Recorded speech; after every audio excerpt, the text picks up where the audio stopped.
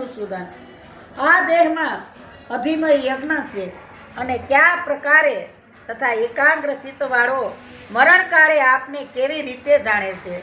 શ્રી ભગવાન બોલ્યા, પરમાત્મા બ્રહ્મ કહેવાય છે, તેનો સ્વભાવ ચૈતન્ય આધ્યાત્મ કહેવાય છે અને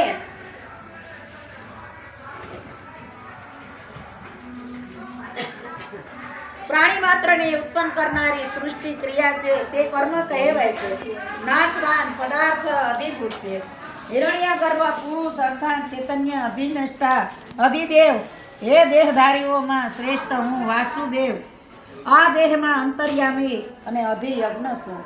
મરણ વખતે મારું શ્રવણ કરતા કરતા જે મનુષ્ય શરીર છોડીને જાય છે તે મારા સ્વરૂપને પામે છે, એમાં કોઈ શંકા નથી. અથવા એ કોંતે એટલે મને મુક્તિ મળશે.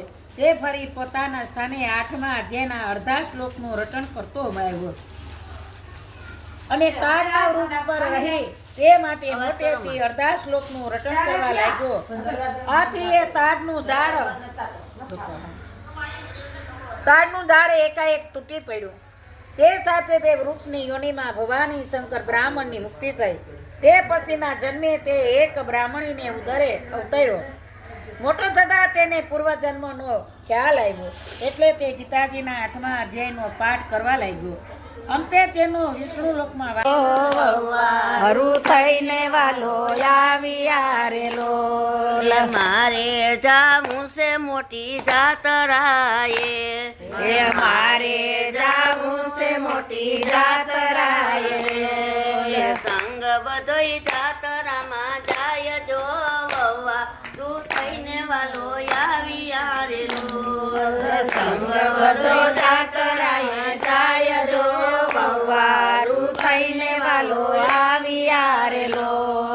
સાસુ કહે સકુ સાંભળજો રેલો. સાસુ કહે સકુ સાંભળો રેલો. આપણે કેવાય વારું રેલો. આપણે કેવા